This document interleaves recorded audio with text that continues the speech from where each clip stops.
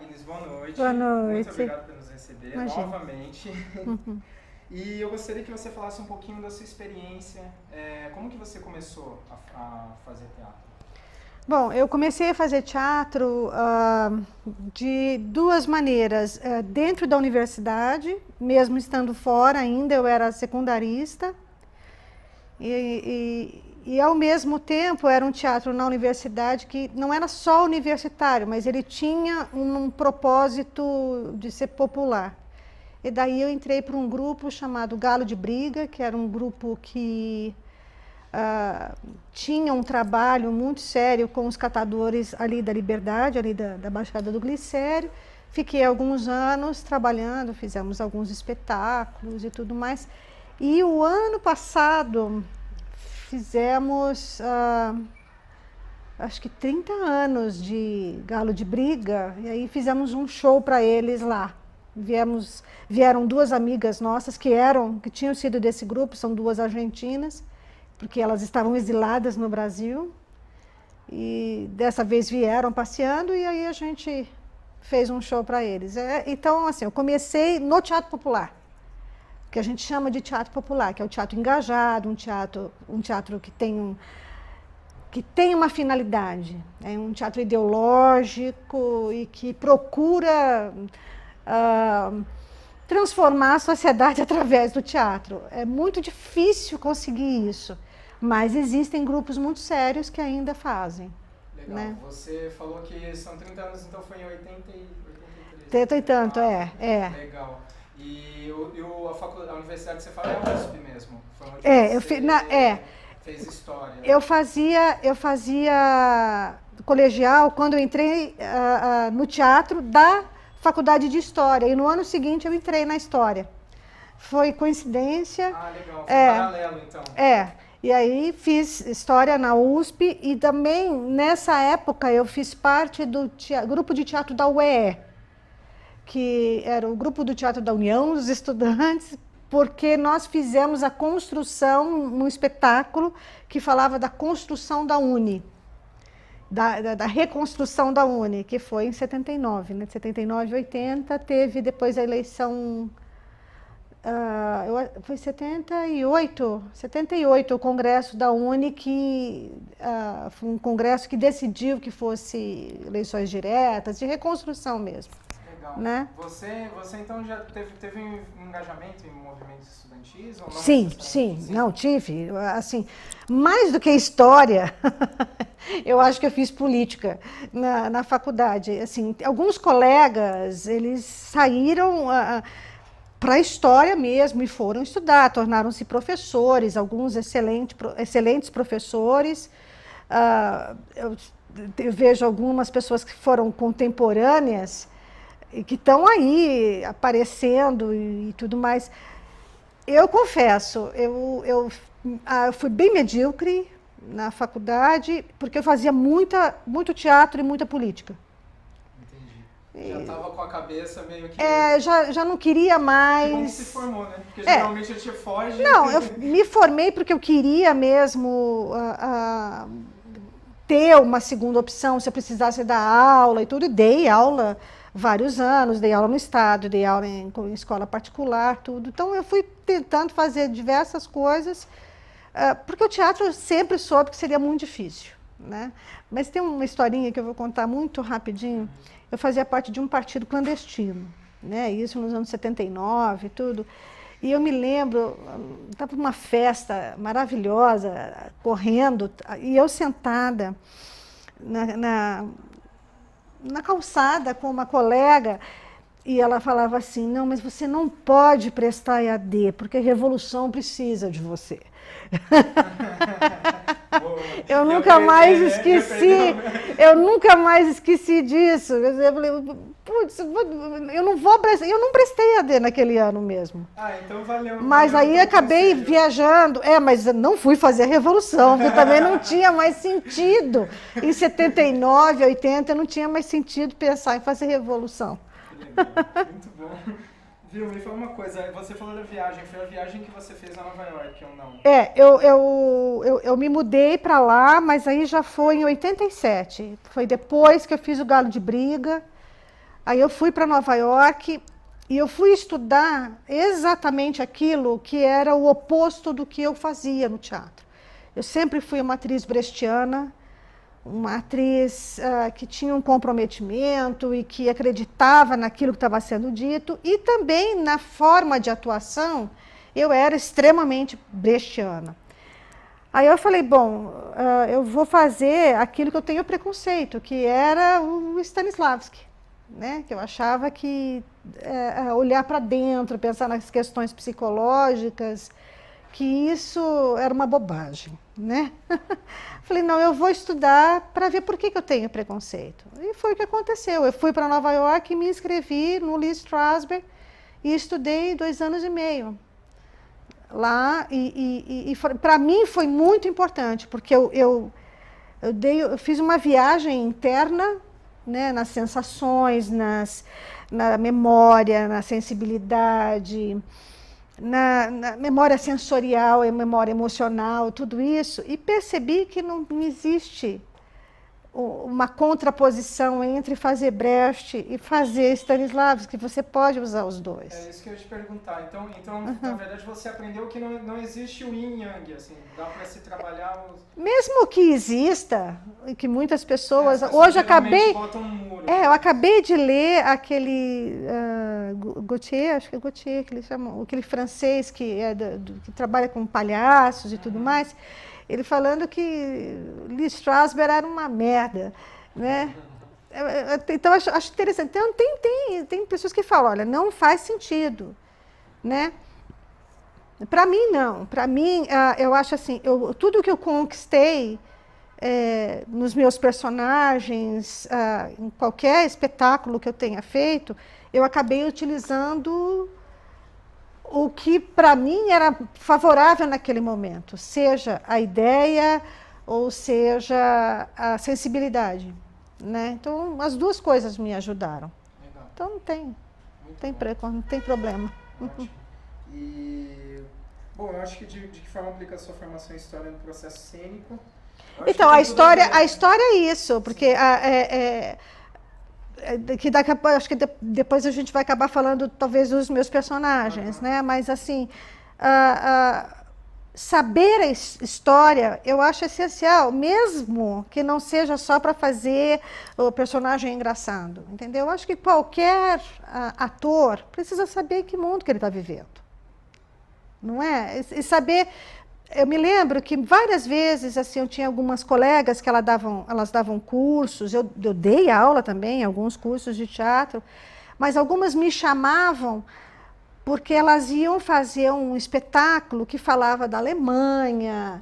Então, eu ia lá e explicava o que tinha acontecido, o que era, qual foi o processo até chegar ao nazismo, né? Subir o nazismo. Então, assim... Não adianta você fazer um espetáculo sem saber que papel que você está fazendo, e qual era a realidade daquele momento. E por que se escrevia, por que se falava dessa maneira. Então, mesmo que você não seja um historiador, não seja formado em história, você vai lá, dá uma olhada e fala, olha, o contexto era esse. Né? Isso é importante, eu acho importante para mim, sempre foi.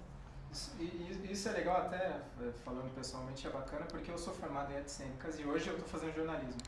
E, de certa forma, a gente consegue aliar isso. Né? Então, quando a gente começou a formular as perguntas, eu acho que é bacana até ouvir dela, né, que tem mais experiência, porque realmente é algo que assim, a gente não abandona. Né? Não tem como. Vai usar no nosso dia a dia. Eu me lembro que tinha uma época que eles falavam assim, o diretor é que tem que pensar. O ator pode ser burro, não tem importância, quanto mais burro, melhor, porque ele usa mais a sensibilidade. Entendeu? Uma coisa, assim, não vive sem a outra. Você não vai saber dizer por que você pensa dessa maneira, por que você age dessa maneira, se você não souber um passado, nem a tua história, a tua própria história. Né? Não é a história do país, nada disso, é a tua própria história, de onde você veio, do teu pai, da tua mãe, entendeu? Da tua família, se veio do interior, se não veio. Eu acho que isso até é essencial para depois você conhecer outras pessoas, né? Que são os outros personagens. Né? Você conhecer o seu personagem. Então, E me fala uma coisa, aproveitando essa deixa, eu sei que depois a gente vai voltar nisso, mas quanto de Agnes Ulliane tem em cada personagem seu? Assim? Existe isso? Você consegue... Consigo, porque é tudo que eu penso. Tem muita... A Grace, ela faz questão de definir de que o trabalho dela não é stand-up, né? E eu concordo até certo ponto. Né? Porque eu acho que até antes de eu entrar para a Terça Insana, a Grace era a que mais fazia um processo muito próximo do stand-up. E vou dizer por quê. Porque tudo que a Grace faz tem a ver com o que ela pensa. Tem a ver com o que ela é. Né? Então, por mais que no stand-up você crie uma persona e que na Terça Insana a gente tenha criado personagens, esses personagens não fogem muito daquilo que a gente acha. A Senadora Biônica, que foi a primeira personagem que eu escrevi, por exemplo. A Senadora Biônica, só existiu uma Senadora Biônica, né? Que ela era do Amazonas, se não me engano. Porque os outros eram todos homens, né? E que foram eleitos e tudo mais. Mas mesmo assim, quer dizer, o mais interessante é que a gente criou uma Constituição, a gente fez uma Constituinte e a gente não eliminou o terceiro senador. E o terceiro senador foi criado exatamente para poder puxar alguns tapetes. Né? E a Senadora Biônica era isso, o senador biônico é isso. Ele veio porque o país estava dizendo não, então precisava dizer sim, então botou um de cima para baixo. Ao invés de tirar, que a gente não precisava de 3, a gente não precisa de 3 senadores, né? Então criou-se 3. De qualquer maneira, tudo que eu falo é memória do que eu vivi, do que eu briguei. Né? Então, quando eu falo quais eram os secretários, ministros, deputados, governadores, tudo isso, para mim é muito fácil, é muito simples. É como se eu estivesse sentada, jantando, conversando com alguém, comentando essas coisas. Então, a Senadora Biônica, ela é o oposto do que eu sou, claro, né?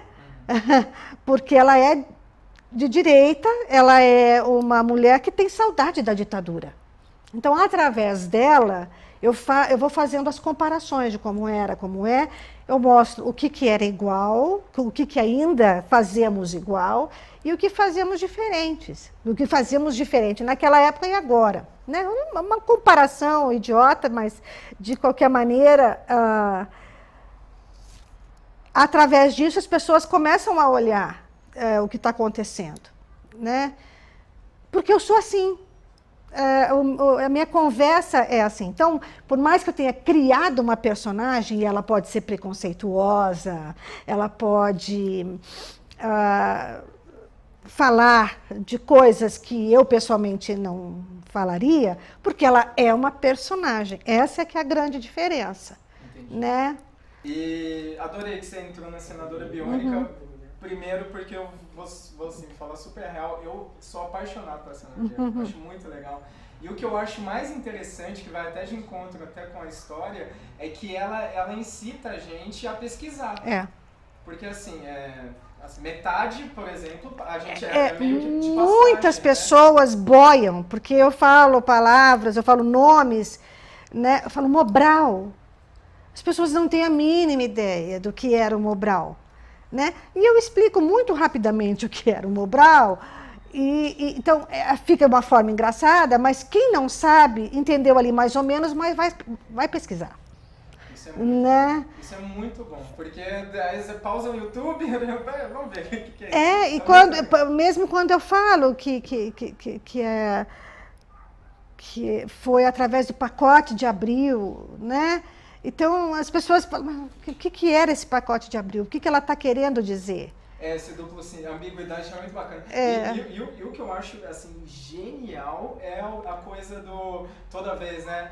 Você se lembra? Não tem importância. Meu, isso é demais, porque se você for parar pra viajar nisso, pensar isso, é muito legal, porque realmente, primeiro que ela tá sacaneando a gente, porque a nossa memória é péssima, a gente vai esquecer da nossa história, e o outro que tem essa coisa mesmo, né? Mas eu vou te contar um segredo.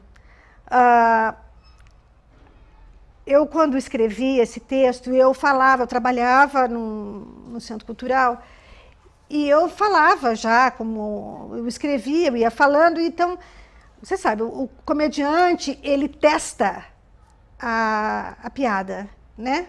E muito ele testa com algumas pessoas que ele não conhece, algumas com as quais ele das quais ele pode confiar, assim por diante. Bom, e eu percebi que eu estava falando e estava batendo numa parede. Não vinha nada, as pessoas não entendiam. Aí eu falava assim, mas você lembra disso? Não lembro. Falava, tá bom, não tem importância. Foi por causa disso. Eu soltava a piadinha e as pessoas não colavam, não entendiam direito. Eu falei, eu vou ter que dar um jeito, porque essa personagem, eu gosto dela, né? Vou querer fazer e não posso fazer sem que as pessoas, sabe, sem ter risada. Eu vou morrer, né? Muito legal. E aí foi aí que foi criado o bordão. Entendi. Não foi nada friamente calculado. Então não foi assim. Ela é comediante, então ela decidiu criar o bordão. Lembra, não tem importância. Nossa, não. Foi da minha experiência em brincar, em comentar algumas coisas, né? Fazer a comparação e tal. Quando eu comecei a escrever, a gente estava logo depois que o Roberto Jefferson começou a denunciar o que estava acontecendo do mensalão. Então, ali eu já comecei a fazer e eu brincava com isso. Entendeu? Mas as pessoas não lembravam. Eu falei, mas você não lembra? Aí aquilo foi me dando uma coisa, eu falei, meu Deus, não vai dar certo, não vai dar certo. Ela falou, vai sim, porque a hora que eu vou perguntar se lembra. Se não lembrar, então eu falo, tá, não tem importância. E aí foi colando, porque eu vi no ensaio, depois lá na Terça em Cena, quando eu fui convidada para participar do show daquele mês. Não fui convidada a ser integrante. Era do show daquele mês. Aí eu escrevi o texto da Senadora Biônica. Então eu fui no ensaio e aí eu soltei essa e vi que colou entre eles. Eu falei, opa, então vai dar para fazer. Entendeu? Legal. Então eu fiz isso. E aí para o segundo mês eu criei outros personagens, né? Mas ainda como convidada. Entendi. Então primeiro rolou, foi os convidados, né, que acontecia assim, né? Tinha uns convidados. Exato. E tinha o Tatá, para ser muito clara, tinha o Tatá e a Ilana que queriam sair. E o Marcelo já tinha saído. E eles estavam descontentes, porque você fica muito tempo num lugar, chega uma hora que você quer fazer seu próprio voo. E tá certo, eles queriam fazer as coisas deles. Ou como comediantes, ou como atores. Eu, quando saí agora, há pouco tempo, da Terça Insana, é porque eu estava com vontade de fazer o meu projeto. Né? E fiz o meu projeto. Está quase entrando em cartaz. Eu já apresentei, foi muito bem. Mas assim, porque você tem... Então, chegou aquele momento, a Grace falou, meu Deus, quem é que eu vou botar no lugar? Aí ela foi testando algumas pessoas. Então entramos os três, o Marco Luque, o Guilherme Uzeda e eu. Quando entramos ao mesmo tempo, quase ao mesmo tempo, acho que o Marco Luque entrou uma semana antes. Né? Mas porque o Marcelo tinha saído, a Ilana estava querendo sair e o Tatá também. Então quando nós entramos é porque tinha vaga. Né? Mas ela foi testando a gente como convidado antes. Entendi. Então teve uma mudança aí. Começou em 2001, se eu não me engano, e aí você entrou em 2004. Né? Não, eu entrei em 2006. 2006? 2006. Tá, o DVD é de 2006. Já. Foi logo no 2007. Ah, 2007. Tá, isso mesmo. Então a virada de chave foi nesse período. O Mendes saiu, a Ilana... E o Tatá, o Otávio Mendes, né? Foi um momento que era do original. Era o Marcelo era original e o Tatá também. Era do grupo original. A Ilana entrou depois, quando acho que a Ângela Dipp saiu. Mas a Ângela entrou também um pouquinho depois. Ela não é do grupo original. O original mesmo é o Marcelo, o Tatá, a Grace e o Robertinho. Aí foi entrando um, depois saía, entrava outro, entrou o Médici, ficou um ano só. Foi entrando. Aí o Luiz Miranda, acho que ficou vários anos também. Mas quando eu entrei, o Luiz Miranda já tinha saído, porque estava fazendo novela ou programa de TV. Então, estava um espaço ali, ia ficar mesmo só a Grace e o Robertinho. Né? Foi a Grace que te convidou mesmo? Foi. Ela convidou para que eu fizesse nos primeiros meses, como convidada para ver. Ela precisava saber se eu ia segurar a onda ou não. Você conheceu ela onde? Eu já conhecia a Grace como atriz. Agora, ela perguntou para um amigo nosso, comum, que é o Celso Cury. Ela falou, Celso, eu estou precisando de uma atriz, ou ator, comediante e tal. Ele falou, tem uma amiga minha que ela faz comédia e ela escreve também, então testa. E foi aí que ela me chamou. Né? Ela já tinha me visto no teatro, mas é muito diferente você fazer teatro e você escrever o seu próprio material. Então, quando ela me chamou, eu estava escrevendo muito pouca coisa ainda. Né? A Mal Amada é uma coisa que vem desde a adolescência, que eu venho escrevendo, mas era, sabe, você escreve um pouco, larga, era assim. Aí, quando ela chamou, eu falei, meu Deus do céu, o que eu vou escrever? E aí foi, para mim, assim, foi impressionante, porque quando eu sentei para escrever A Senadora, veio tudo. Que legal. Muito bom. Então, assim, a gente pode dizer que o Terça Insana meio que te abriu, assim, para... eu já estudava... Ser atriz e autora. Isso. A minha parte autora foi a Terça Insana que abriu, com certeza. Né? Eu já tinha uma carreira como atriz, né? Tanto de comédia quanto de drama no Brasil, assim, já tinha uma carreira. Mas, como autora mesmo, foi a Terça Insana que abriu. Agora, para a comédia, eu já tinha feito espetáculos, mas eu já estudava e já dava aula sobre stand-up. Eu fui a primeira a dar aula, pra vocês terem uma ideia, o stand-up, todo mundo fala assim, eu comecei, foi o primeiro stand-up. Muita gente pode ter sido o primeiro stand-up. Deve ter sido mesmo. Eu dei a primeira aula, que eu dei em 98, na Oficina da Palavra. Ali eu já sentei para dar algumas coisas, para explicar e para mostrar material que no Brasil...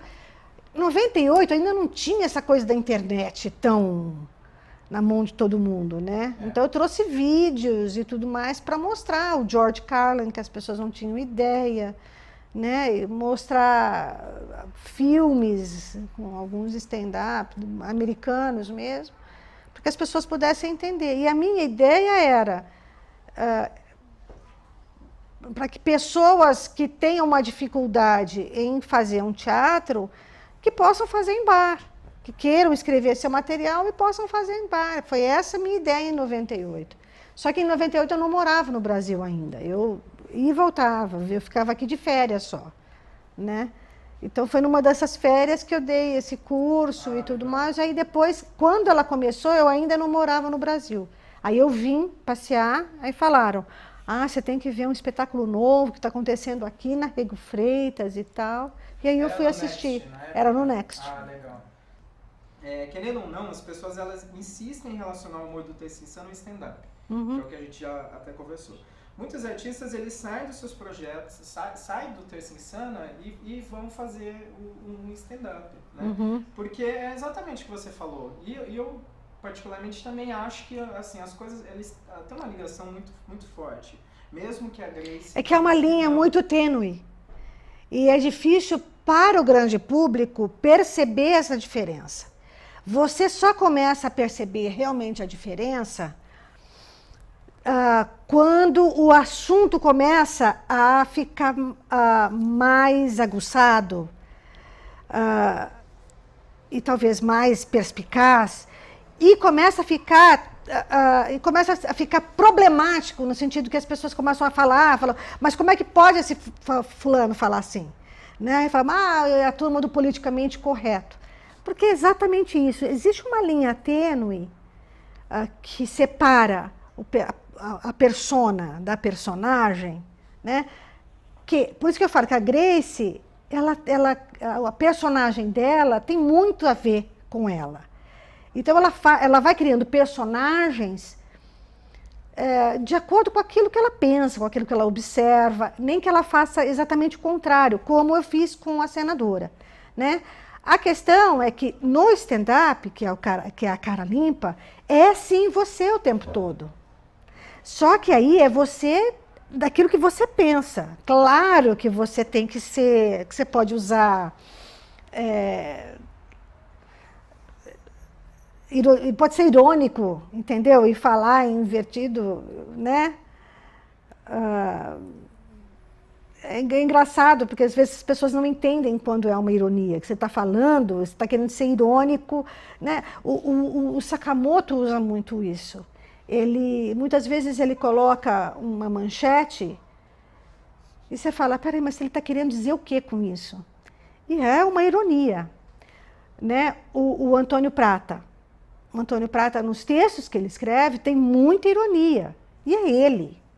É ele, só que ele escreveu invertido. Fica difícil para o grande público. Muita gente achou que ele tinha realmente virado uma pessoa de direita. Quando ele falou, não, desisti, é isso, vou ser uma pessoa de direita. E as pessoas acreditaram, ele estava sendo irônico, né, o Antônio Prata. E acho que tem muito a ver com isso. Nós nos acostumamos com a piada muito fácil. Isso no Brasil, desde o início, desde quando começou a comédia no Brasil, né, a comédia mais brejeira, a comédia de revista, apesar de que no teatro de revista as pessoas faziam humor sofisticado, mas também tinha aquela coisa muito ingênua, portuguesa, né, que tem que ser um humor talvez mais direto, né, tem essa coisa mais ingênua mesmo. Né? Não saberia, brejeira, mais simples, é que simples não é, porque ela pode ser também meio complicadinha, né? Pode ser sofisticada e tudo, mas ao mesmo tempo, mas ao mesmo tempo as pessoas compreenderem, né? Agora, e eu acho que a Terça Insana cumpriu muito o papel dela, é que ela veio ao mesmo tempo que algumas pessoas começaram a pensar em stand-up. Só que ela foi antes, porque ela é assim, ela dá o primeiro passo. Ela não tem problema nenhum, né? E ela falou, tudo que a gente está falando aqui, em festinha, a gente tem que botar no palco. E ela foi para um bar. O stand-up é feito num bar.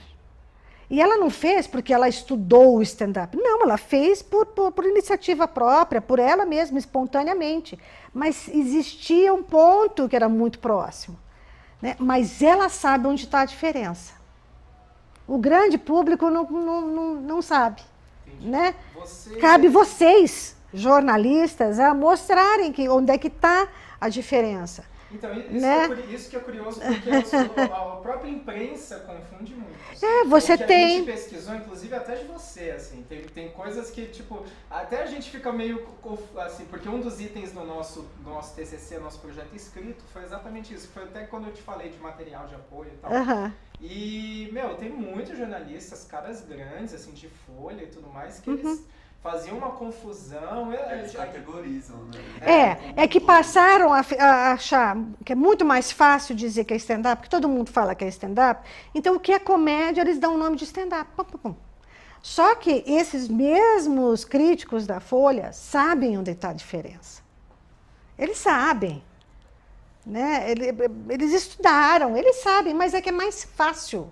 E é mais fácil para quem? É mais fácil para o público. Entendeu? O jornal quer vender. Né? O jornal precisa vender papel.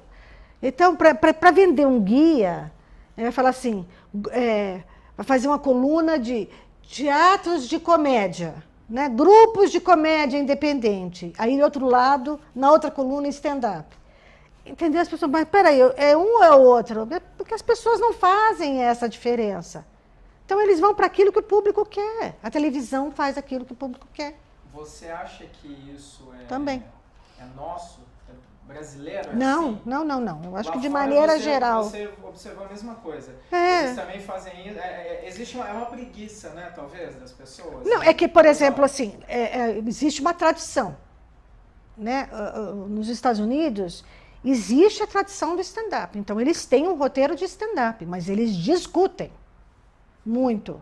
Os comediantes, eles sentam, eles conversam, eles procuram saber um do outro, onde é que ele busca, entendeu? Eles estão o tempo todo em contato, né? Isso é muito bom. Aqui eu acho que existe um revanchismo, ou não? Isso aí é coisa, a gente que acha isso. Sabe o que é? É que eu acho assim, é que é muito difícil para a gente conseguir entender que, de repente, algumas pessoas sozinhas passaram a ganhar muito dinheiro, né? Fazendo uma comédia simples até. Uma comédia... Porque o stand-up no Brasil, ele não é profundo. Ele não é profundo. O stand-up no Brasil, ele é muito raso. E ele vai exatamente onde o público quer. Sabe? Ele não passa de contar piada, como faziam muitos outros. E tem isso. No Brasil, você tinha grandes stand-up antigamente, né? O José Vasconcelos, você pode considerar assim, o Ari Toledo, o Chico Anísio. Quando ele faz discos, era de stand-up, sabe? Só que a gente acostumou a ver esse ator, que é o Chico Anísio, que faz tantos personagens, quando ele faz o stand-up é porque ele está fazendo mais um personagem. Então a gente não sabia diferenciar muito, né? Apesar de que assim, ele fazia personagens que iam fundo em algumas coisas, mas no geral, o stand-up no Brasil ele é muito raso. Ele ainda faz a piada do preconceito, ele ainda faz a piada que as pessoas na rua fazem. O stand-up nos Estados Unidos, ele não pode fazer a piada que a pessoa faz na rua, a piada que a pessoa faz na internet. Esse cara vai em cana. Não é que nem que ele vai em cana, ninguém vai pagar para assisti-lo. Entendeu? Porque vão assistir alguém que seja original, que a gente reconheça, que bata o olho e fala assim, esse cara está sendo original, porque ele tá buscando isso, isso e isso.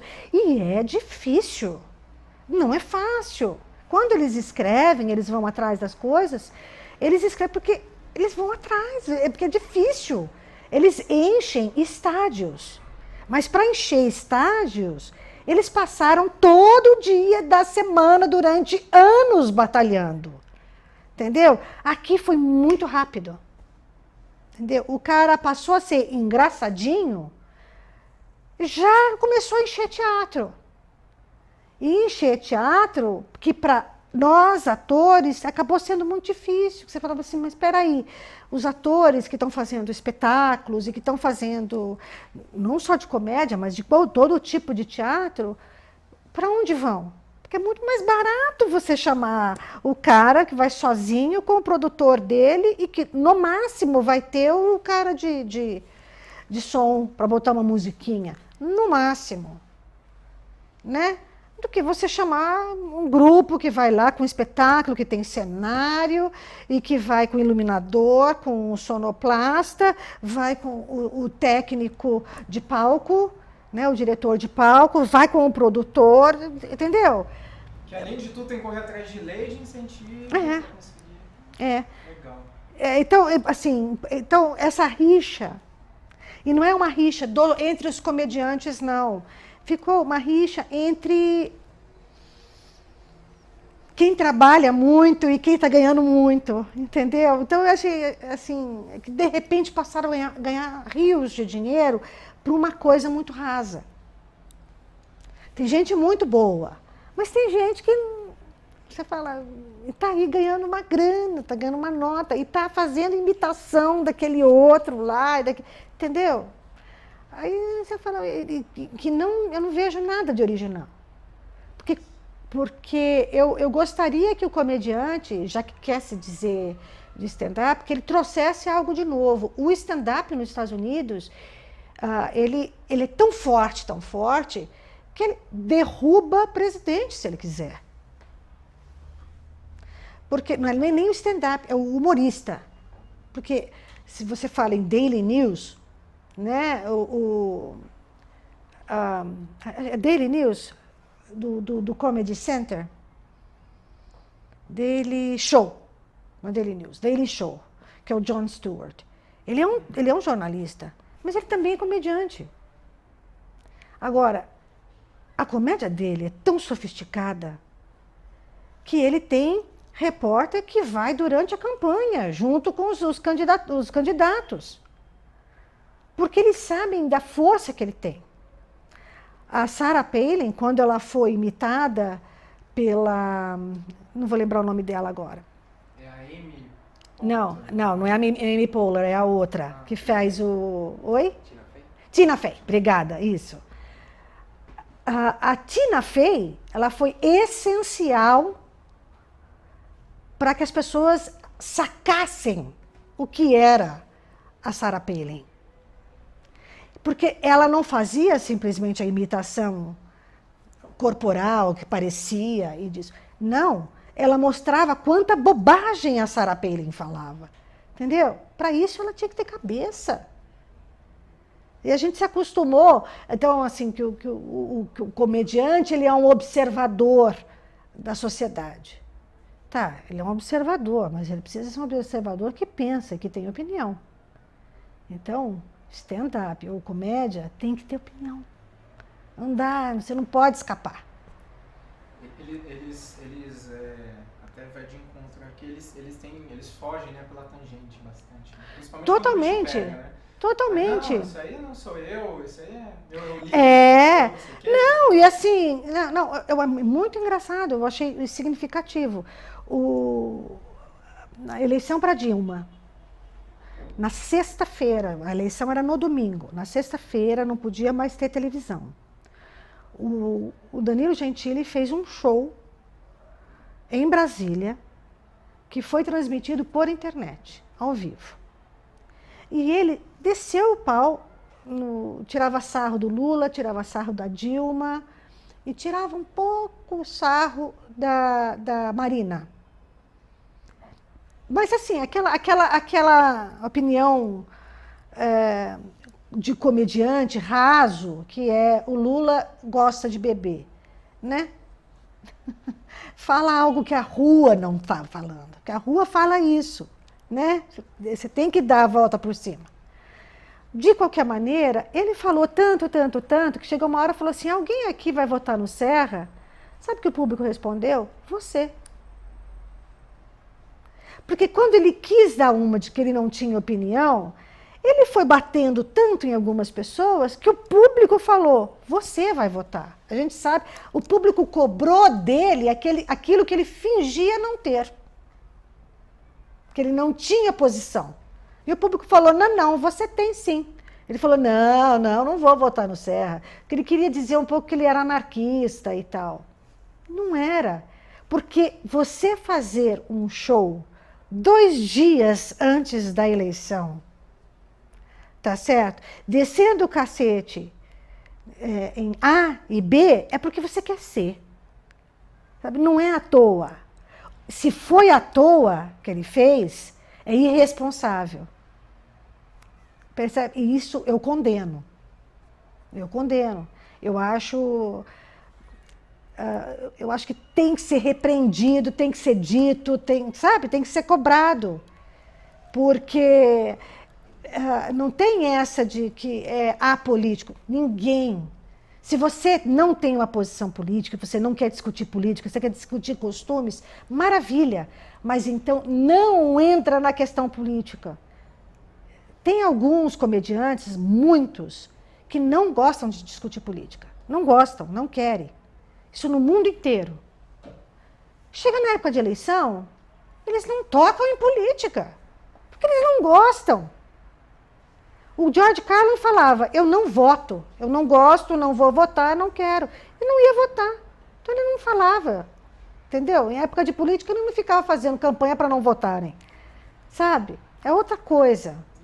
Acho que as pessoas, o comediante no Brasil, ele ainda está deslumbrado com a possibilidade de enriquecer. Me fala uma coisa, eu acho que a gente já falou, mas para você, quais são os limites do humor?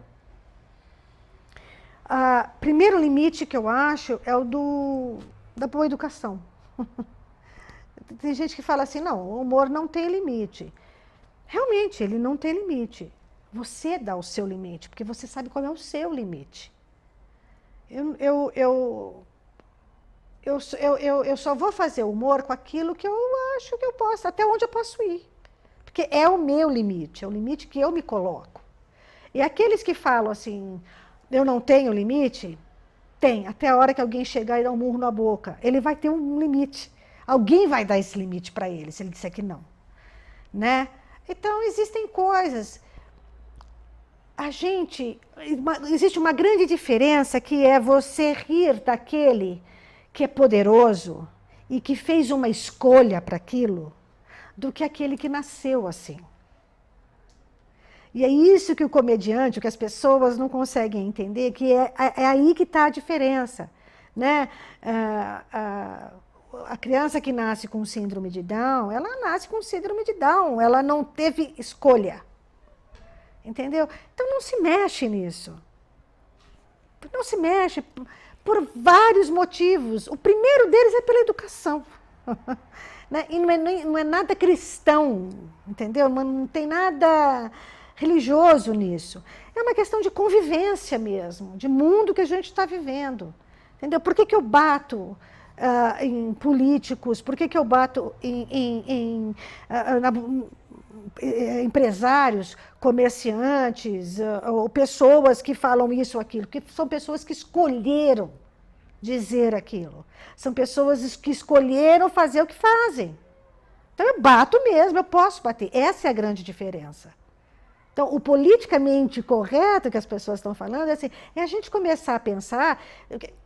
Eu concordo que existem situações, porque um tombo é muito engraçado. Ele é dolorido para quem caiu. E a comédia, ela existe exatamente a partir daí, porque ela é dolorida para quem faz, para quem caiu, né? O comediante, ele vive das suas dores. Ele traz para ele mesmo o problema. Então, ele ri das suas próprias dores. Mais do que rir do outro, né? O comediante sabe disso. E o comediante de stand-up sabe disso. Muito. Ele traz para si o tempo todo. Ele não bate. Ele bate em si. Ou quando ele bate no outro, ele bate naquele que teve escolha. Sabe? Então, que pode fazer... Ninguém é passível de crítica. Você tem que fazer a crítica. Né? Ninguém... Legal. Bom, então, relacionando os dias de hoje e os anos 80, a gente já falou um pouquinho, mas se você puder, né, falar um pouquinho mais, como que é fazer humor hoje e fazer humor em 83, 84, quando foi o seu início? Existe a diferença? As pessoas continuam maldosas, continuam sem esse limite, continuam pelo que é mais fácil, pelo que ganha mais? Não, eu acho que essa coisa do enriquecer com a comédia é uma coisa de agora, é um fenômeno de agora. Não tinha isso. Fazer humor em 83 era arriscado, inclusive. Nós ainda estávamos em risco para fazer comédia, né? Menos, as pessoas conseguiam mais e tal, mas se conseguia fazer comédia. Eu acho que sempre cresce, sempre cresce. Agora, a comédia, a gente não está inventando a comédia. A comédia existe desde que o homem começou a representar. Na Grécia era comédia, não vamos esquecer, o símbolo do teatro é a tragédia e a comédia. Então sempre existiu. O homem sempre fez graça, sempre fez a piada, né? Então a gente fazia textos prontos, hoje as pessoas escrevem mais os seus textos e tudo mais. Hoje eu vou dizer que as pessoas estão escrevendo mais o seu próprio material, né? Porque tem gente que é muito boa, o Oscarito era muito bom, o Grande Otelo era muito bom, né? Faziam comércio. O Mazzaropi, que era aquela pessoa que fazia sobre o homem simples. E ele era a pessoa simples, né? Ele fazia aquele personagem do homem simples rindo de si mesmo, que não entendia o que estava acontecendo, vinha para a cidade, só se ferrava, né? Então, nós sempre tivemos muitos comediantes, gente que sempre fez humor, mas que muitas pessoas escreviam para eles. Alguns escreviam seus materiais, outros esperavam, né? Hoje tem mais gente se achando muito mais engraçado. E eu não me acho comediante. Eu sou atriz antes de mais nada. Eu já fiz comédia, eu já fiz de tudo. Sim, né? Eu não acho que eu seja comediante. Eu acho que eu sou uma atriz na comédia, né? E que gosta da comédia, então que gosta de estudar e tudo mais. Estou fazendo um novo espetáculo que chama-se Funny, né? É porque eu falo de 3 grandes comediantes americanas. Mas eu não vou ficar falando delas. Então eu falo da Gilda Radner, eu falo da Fanny Brice, eu falo da Fran Lebowitz, que são 3 gerações de comédia. E cada uma enfiando na outra, mas porque tem um olhar, ao mesmo tempo que ingênuo, tem um olhar crítico. E a gente é uma mistura disso, né? E a Grace tem isso. Ela é pioneira e ela bota o pé onde tem que fazer. E ela está sempre muito ligada.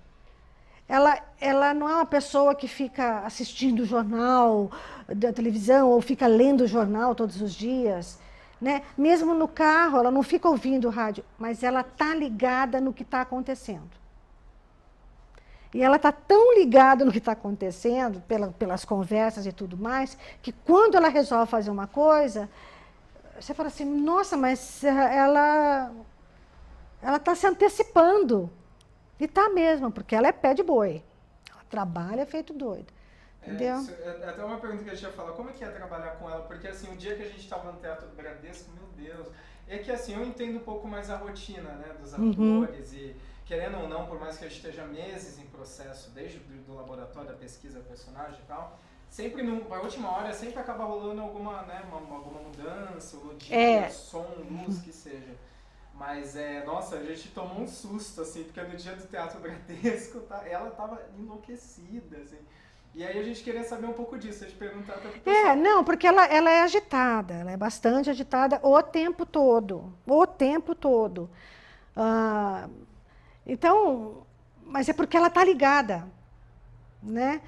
E bastante generosa, porque essa que é a grande diferença. Quem trabalha com comédia quer trabalhar sozinho, ganhar sozinho. Ela não, ela sempre foi fazer a comédia chamando outras pessoas, né? Então, a vida dela é essa, trabalhar em grupo, porque ela é de uma geração que trabalha em grupo, que sempre vê, é da mesma geração que eu. Ela é um pouco mais jovem que eu, né?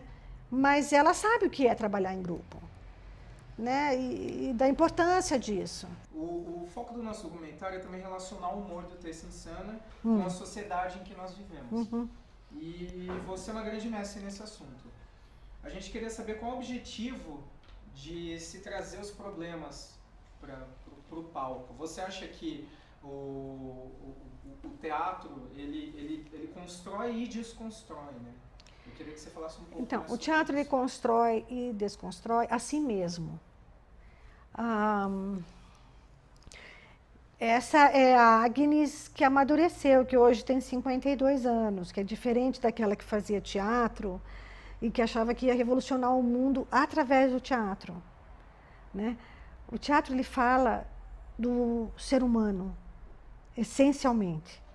Então pode ser que ele modifique um ser humano ou outro, tal, mas ele tem que olhar o ser humano antes de mais nada.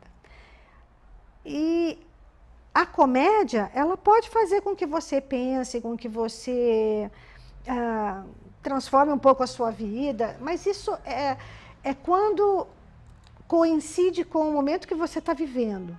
Então, se você vai assistir um espetáculo e ele te levou a fazer algumas mudanças, é porque você estava propício para essas mudanças, você já estava nesse movimento da mudança, né? Então, o que o teatro faz, eu acho que ele está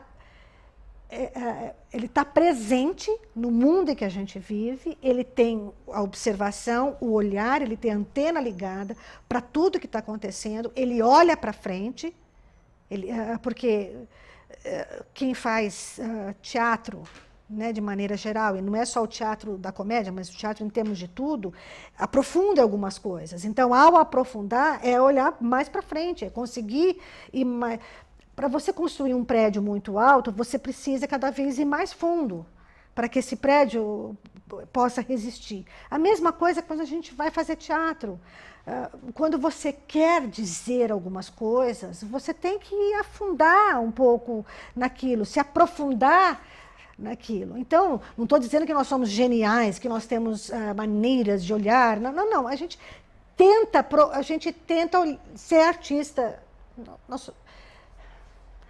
Eu tenho uma dificuldade muito grande em dizer que o ator é artista. São poucos os atores que são realmente artistas. Existem alguns, né? Alguns atores que você fala, esse é artista, né? Porque ele faz arte. O Elias Andreato é um deles, né? Em tudo que ele faz, eu acho que ele é um artista, né? No geral, a gente é ator, mas mesmo na construção desse ator, na construção de um espetáculo, a gente quer olhar para frente.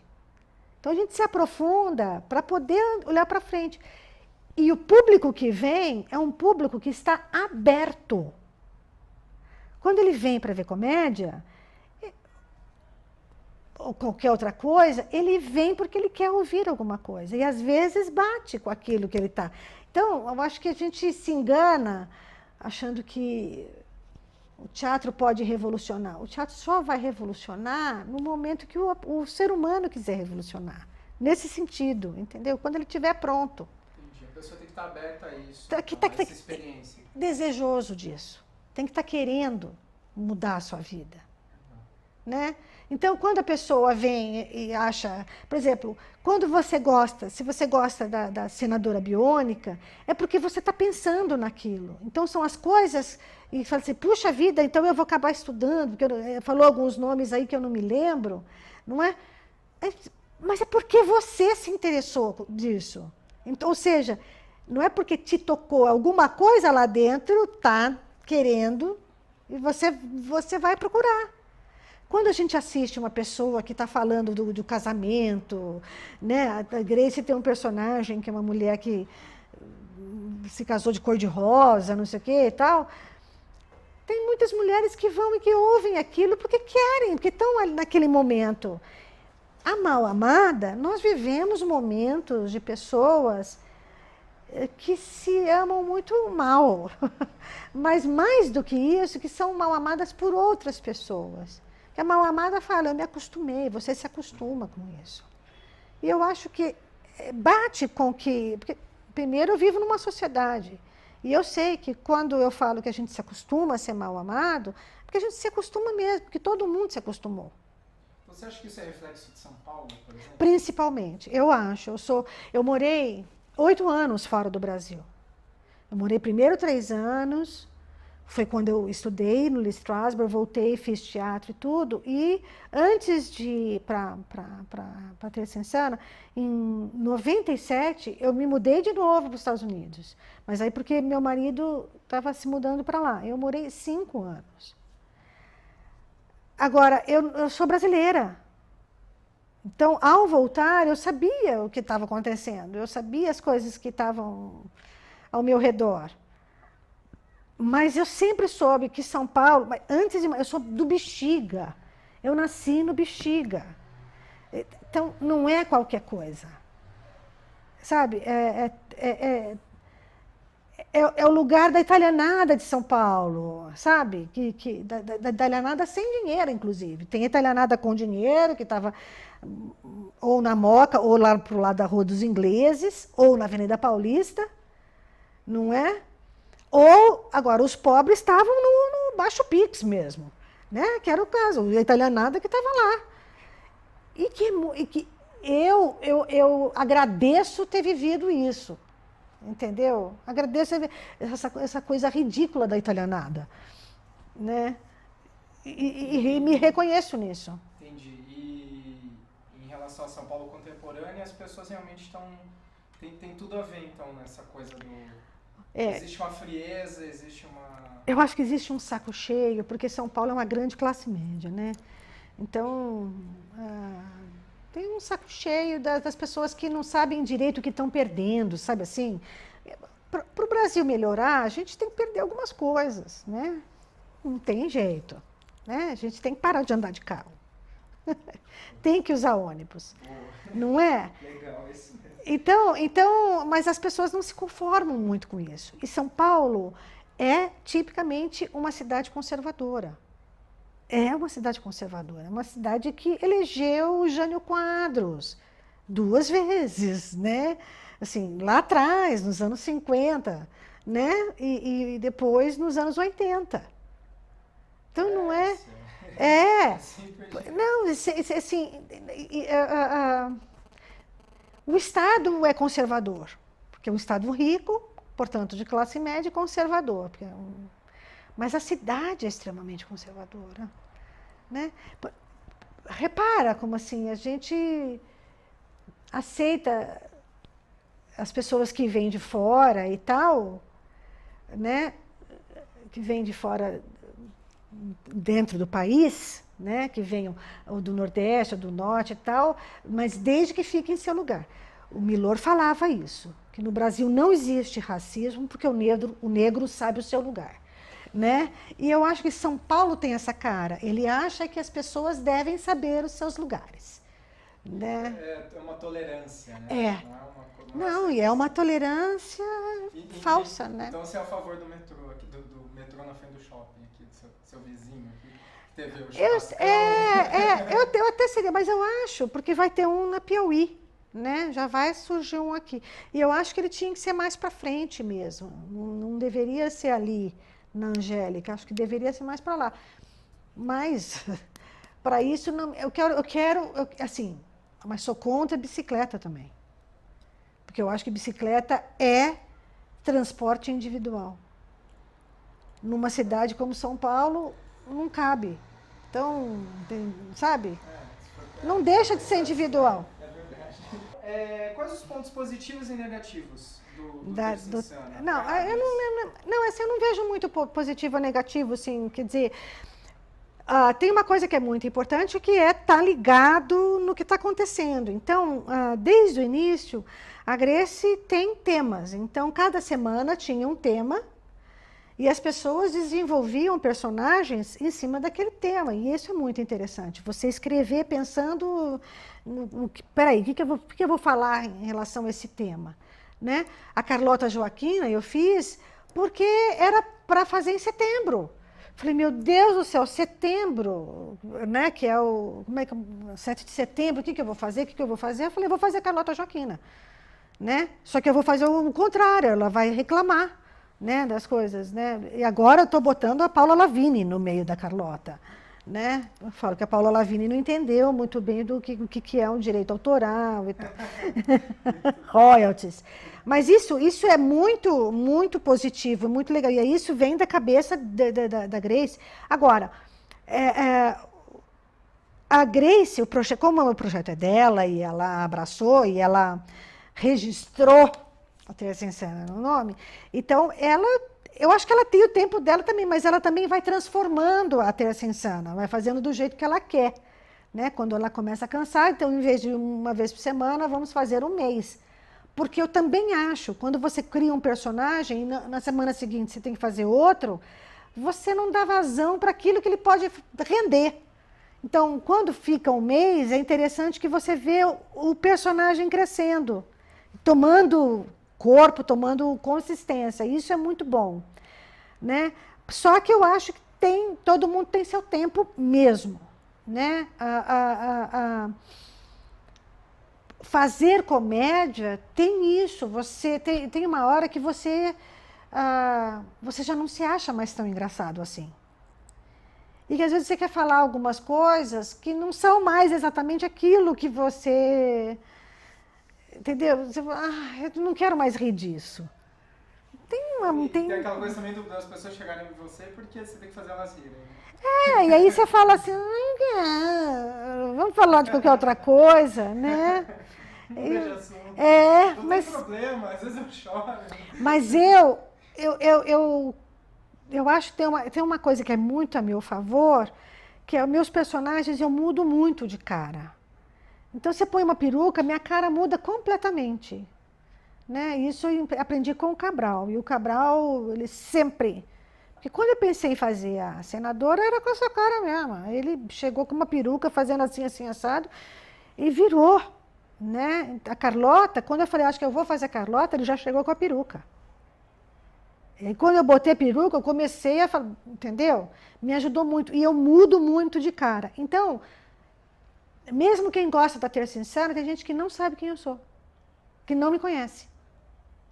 Porque... Isso é legal, né? Porque os personagens, o Robertinho, porque ele é pequenininho, então as pessoas reconhecem mais, né? Mas eu tenho essa cara comum, mas que quando bota a peruca fica diferente, que ninguém reconhece, assim, que nem na rua eu sou qualquer uma. Isso é bom, porque isso mostra que eu estou fazendo o trabalho direitinho, né? Exatamente. Tá deixando o ego de lado. Legal, ótimo. Me fala uma coisa, qual era a outra pergunta que eu ia falar? A respeito... por que a gente falou. Por que as pessoas riem de si mesmas? Pra fechar, não, por que as pessoas riem de si mesmas? É que eu acho que assim, as pessoas riem de si mesmas quando elas curam, né? É a coisa do xiste, né? Que a gente tem bastante na nossa pesquisa. Porque assim, quando você começa a fazer piada de situações que você viveu, que foram muito doloridas, significa que você está se curando. Isso é muito bom, né?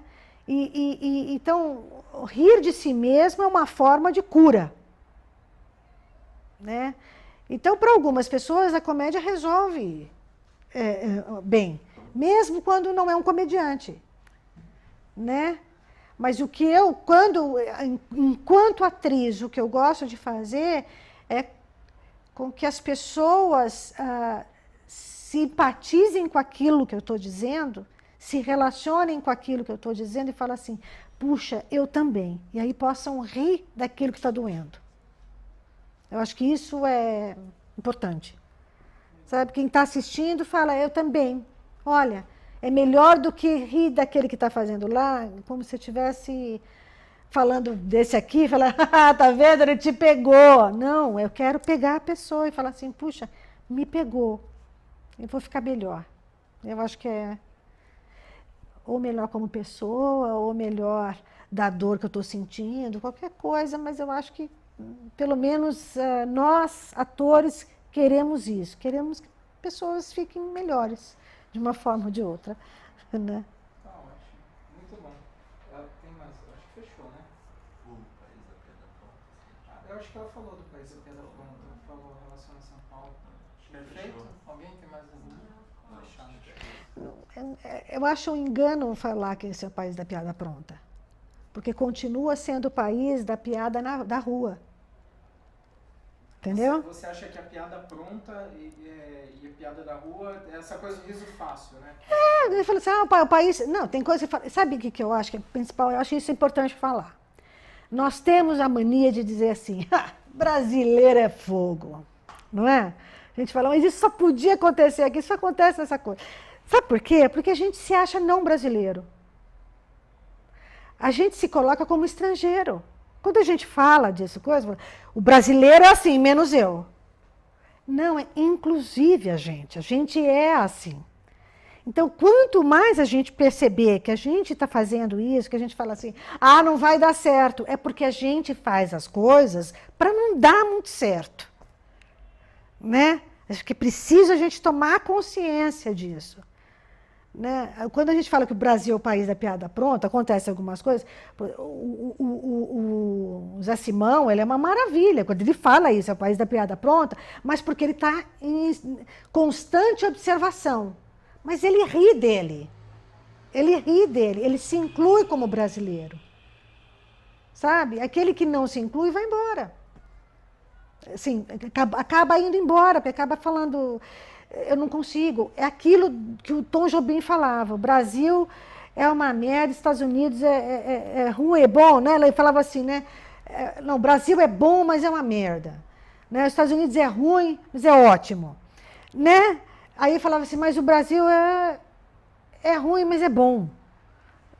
É a mesma coisa. Né? Falta uma análise, né? Não, falta a gente, assim, não é nada patriótico, sim, mas eu acho assim, falta a gente saber que a gente também é brasileiro. E quando a gente critica e fala assim, olha lá em quem você votou, entendeu? Eu votei nesse daí. Então eu vou criticar se ele está fazendo alguma coisa errada ou não, tarará. Ou se eu não votei, ele é o cara que a maioria votou. Então tenha consciência que a cidade que você mora, o país que você mora, é assim, né? Você não é melhor. A gente tem essa síndrome de que é melhor. Quando fala que o brasileiro tem a mania de vira-lata, né? A síndrome do vira-lata, não tem. Ultimamente a gente está cada vez mais se achando o inglês. O novo quinto país do mundo. Não, e assim, achando que essa Copa não vai dar certo. Se não der certo... Entendeu? É porque a gente também fez de tudo para não dar, sabe? E a gente mesmo, acreditando ou não. Eu acho que a gente tem sempre aquela coisa, desconfiança, como se a gente não fosse brasileiro. Eu falo, o comediante, ele gosta muito de falar do outro, né? Como se o outro fosse abaixo dele. Não fosse ele mesmo. Não fosse ele. A Agnes ria de si mesmo? O tempo todo. O tempo todo. A Mal Amada foi o primeiro texto que eu vim fazendo desde a minha vida inteira. Porque eu era assim, então eu tive que aprender a rir. Né? Tive que aprender a rir disso. É verdade. Eu brincava com os meninos. Ninguém queria me namorar. Eu jogava bola. Entendeu? Eu jogava futebol com os meninos. Ninguém queria. Que isso? Menina de short. Entendeu? Era fogo, até quando começaram a namorar. E hoje, eu olhando para trás, eu falo assim, até que eu namorei um pouquinho. Mas o que fica na cabeça é que assim, nossa, eles gostam da fulana, Beltrano, Ciclana, e de mim não. Então, você tem que aprender a rir. Eu era a filha mais nova, eu tinha que aprender a me virar. Senão você não ganha nada. Caçula e filho do meio. Tá ótimo, gente. Muito legal.